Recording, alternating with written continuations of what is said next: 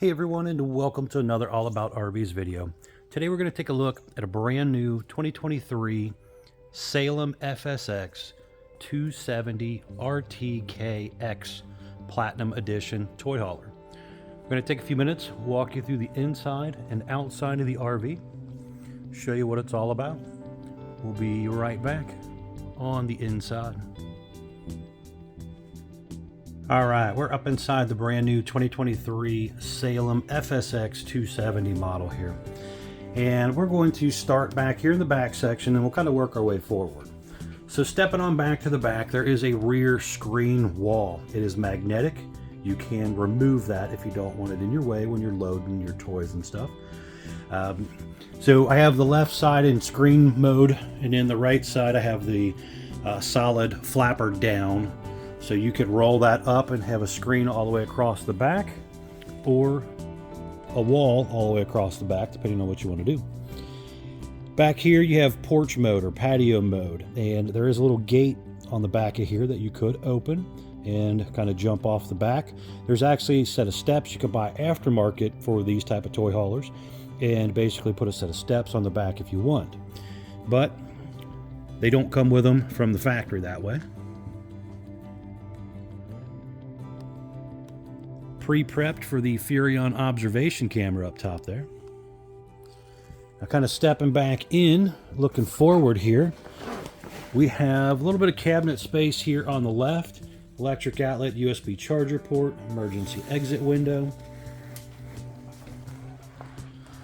Over on the right, you have a couple windows that, again, they open, and USB charger port and electric outlet as well.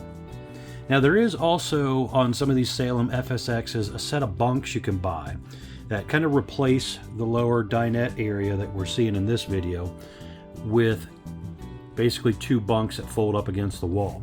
In some of their models, you can actually do a set on each side for an extra set of sleeping for four. Doesn't work on every model, so check with your salesperson about that, but that might be something to consider if it works on the model you're looking at. Over here we have a Furion 30-inch fireplace, basically a fancy electric space heater. I just have the flames on at the moment, so it looks pretty, but you can also turn the heat part on and throw out some heat. Up above that is TV hookups in the wall there. There's basically, or on the ceiling there, and then King Wi-Fi prep on the ceiling as well, which is kind of an aftermarket internet thing you could do and subscribe to. And then there's also backer on the wall, so you can screw a TV mount into the wall. But remember, RV walls are usually only around 2 inches or less thickness wise. So don't put too long of a screw, otherwise you'll shoot right through the wall. Over here on the side of the cabinet, you have a little stereo system there. Works your indoor and outdoor speakers.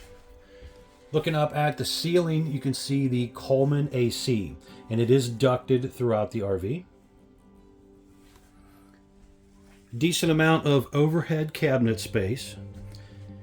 Hood range light and fan. 3-burner propane stovetop with the flip up and down glass lid, and then it has a convection microwave down below, so you can cook or microwave either way. And couple electric outlets back here, but you'll also see this switch right here, which is a tank heater switch.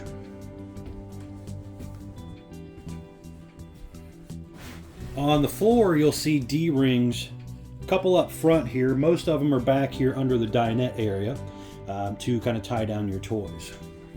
And there's plenty of room in here to put a couple of those maybe folding chairs or something like that, so you got a little extra seating in here if you want. A couple Euro chairs or something aftermarket. Huge window overlooking the campsite area of the RV. And then you'll also notice there is a vent up here, and then this same type of vent is actually in the back lower right corner back there. Those are vents to allow fumes to escape when you're traveling down the road, in case you have gasoline and stuff in your toys. But overall, pretty cool little setup here. Now going forward, we have our bathroom here on the left. So let's start from the top down here. So kind of looking up top, we have little crank up vent and fan. There's AC in here, skylight above the shower, ABS tub surround, basically a step-in shower with a pull across door. You have foot flush toilet down below. Little sink area, some storage space. But a decent size bathroom for a smaller RV like this. Going forward a little further, we have our bedroom area. So you have hanging closet on each side, overhead cabinet space as well. Basically a camper queen bed. Now this bed does raise up, so there is some storage underneath of there. You also have these little cubbies and a little shoe nook down below.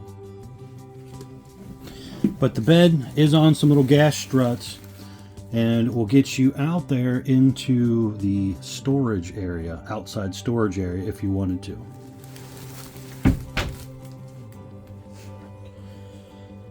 Emergency exit window over there, electric outlet, USB charger ports. And over here we have kind of a little closet area as well. So you have a hanging closet bar up here. And these little shelves are removable. So you have two removable shelves. The bottom one is not removable.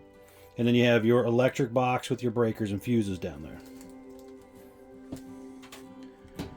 There is a decent amount of room at the foot of the bed. You probably have, I don't know, close to 2 feet or so. So you got room here to maneuver around.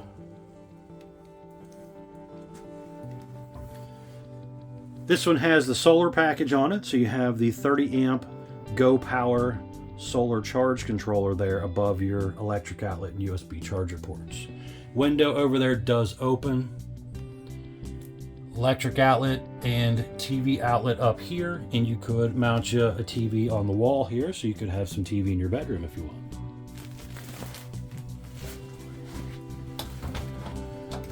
All right, we're going to step outside here and kind of walk around the outside as well. Kind of show you what it looks like out here. So again, this was ordered with the Platinum package. And basically what that means to you is it has fiberglass sidewall and rear wall, which this one has a rear ramp door, which also is, again, fiberglass exterior on the rear ramp door. Now on the front side, it is a rolled smooth aluminum and a lower diamond plate. So up front here, we have a little gas griddle and a 110 mini fridge. Over here on the right, it is prepped for a Go Power portable solar panel up to 20 amps that you could plug in there to boost your solar if you wanted to. Down below here, you can see it does have a gas line hookup for your griddle down here, one of your 4 scissor stabilizer jacks. There is also an enclosed underbelly on the RV as well. And there's a sewer hose holder back there too. The unit has a traditional RV entry door and screen door. It has the nicer upgraded More Ride entry step, which is rated for about 500 pounds. Comes down, touches the ground, doesn't rock and shake the camper's bed when you're going in and out. Then you have the large folding entry handle there to help you get in and out as well. Couple outdoor speakers, electric outlet, and a cable outlet there, so you could put your TV out here if you wanted to. The unit has double axle, drum brakes, easy lube hubs. Very important to make sure you have an electric brake controller on your tow vehicle so you can control the wheel or the brakes on your axles there. Power awning, LED light strip built in, adjustable arms for tilting, manual override in case of an electronic failure. On around to the back, again, it is prepped for that Furrion observation camera. Nice feature to add.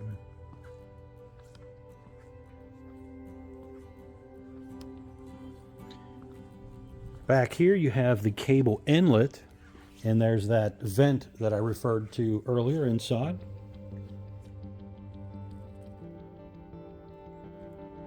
Detachable power cord stretches out probably, I'd say, close to 25-30 feet long roughly. City water inlet here, hot and cold outside utility shower, and there's a cold water spray port also. Furnace exhaust out here, black tank flush to clean out the toilet tank, gravity fill fresh water tank inlet here, and you have your 6-gallon gas electric water heater, stove exhaust up above. Down below here is your gray and black tank dumps, and then also just back there is the fresh water tank dump as well, and hot and cold low point water drains all right here in this area.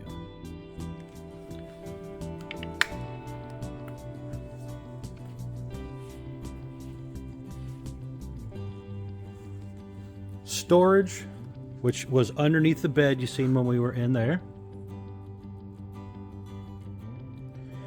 And here we have some really important informational stickers. I want to pop these up for you real quick. The first one popping up is your main production data sticker. Basically has the production date, VIN number, axle size, but most importantly, gross vehicle weight. That's the most you can load the RV up to, axle weight, hitch weight, everything combined. Do not exceed that number. Next is your cargo carrying capacity sticker, basically telling you how much gear you can load into the RV before you exceed the gross weight on the first sticker. Next is the unloaded vehicle weight sticker, basically telling you how much the RV weighed when it rolled off the factory assembly line, and it also has the length on it. Next is your tire sticker, telling you tire size, but most importantly here, cold tire pressure. Very, very important to make sure your tire pressure is set right so that the tires can hold the weight of the RV properly.